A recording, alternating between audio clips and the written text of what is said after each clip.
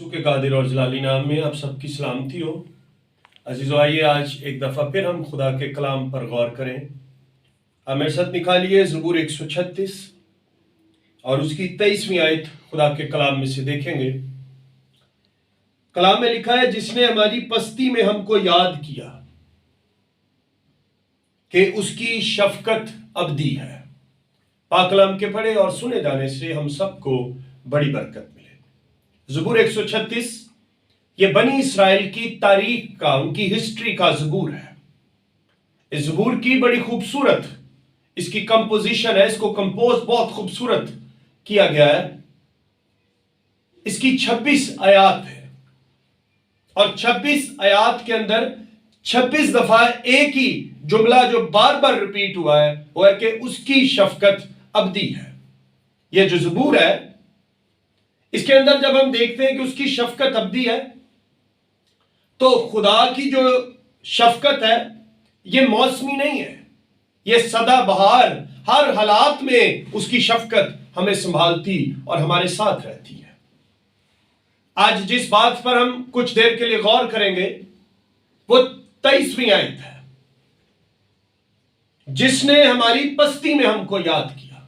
आप देखें, इंसान हमारे दोस्त तब बनते हैं जब हम कामयाब हो जाते हैं, जब हम सरफराज हो जाते हैं, लेकिन खुदा जो हमें याद रखता है, हमें संभालता है, हमें छोड़ता नहीं। जब हम पस्त भी हुए हों तो वो हमें याद करता है हमारा। और इसके लिए जो इसका इब्रानी जुबान में लफ्ज है वो है ज़ौकार, जिसका मतलब है कि वो हमारी तारीफ करता है, वो ये डिक्लेयर करता है कि ये मेरे लोग हैं, और फिर वो हमारे सबब से हमें याद करके खुशी मनाता है।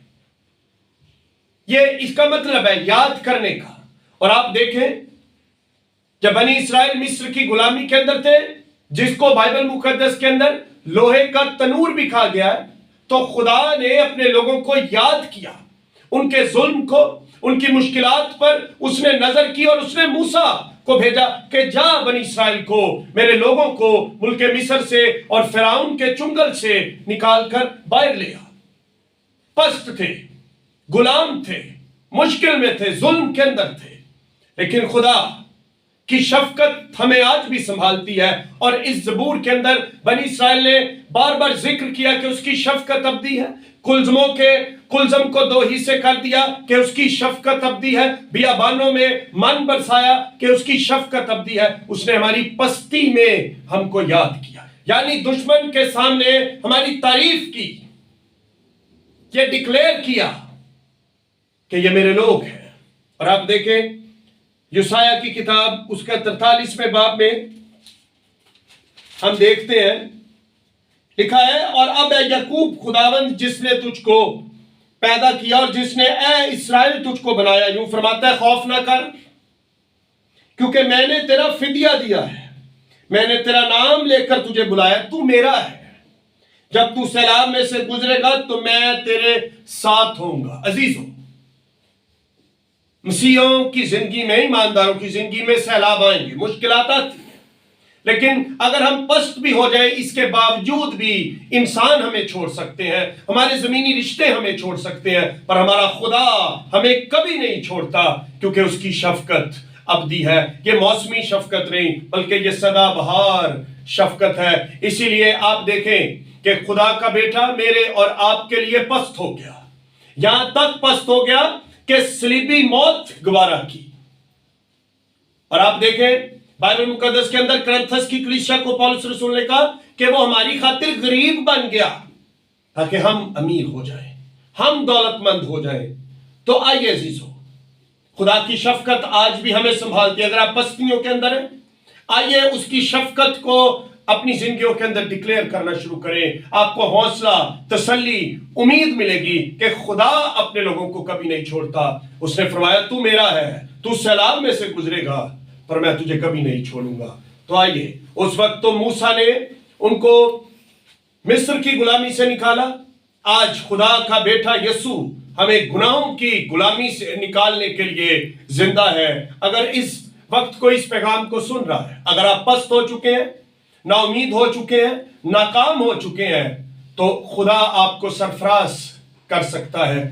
آئیے اس کی شفقت کو پر بھروسہ کیجئے, اور اس کا نام جو سب ناموں سے اعلیٰ ہے.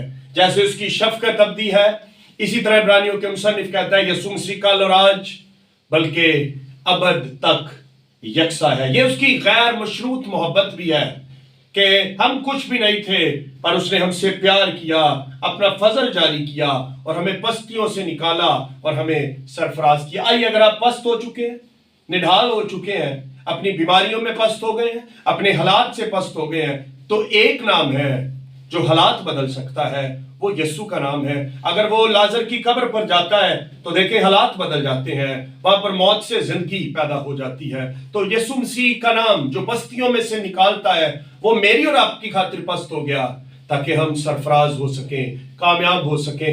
آئیے اگر آج آپ یسوع کے بغیر زندگی گزار رہے ہیں تو آئیے آج یسوع مسیح کو اپنی زندگیوں میں قبول کیجئے. اس کی صلیبی موت ہمیں پر امید کرے گی, ہم فتح سے بھر جائیں گے, اور یہی میری اور آپ کی کامیابی ہے کہ ہم پستیوں سے نکل جائیں گے, کیونکہ خداوند یسوع کا نام ہی ہے جو ہماری پستیوں میں سے نکالنے کے لیے ایک واحد وسیلہ ہے, اور وہ یسوع مسیح کا نام ہے. آئیے اس وقت اگر آپ اس پیغام کو سن رہے ہیں اور آپ کسی ایسی سچویشن کے اندر ہیں تو اس نے ہماری پستیوں میں ہم کو یاد کیا, تو آئیے خداوند یسوع کو اپنا نجات دہندہ بھی قبول کیجئے, کیونکہ وہ آپ کو آج پستیوں میں سے باہر نکالنے پہ قادر خداوند ہے. آئیے اپنے سروں کو جھکائیں, میں آپ کے لیے دعا کروں گا.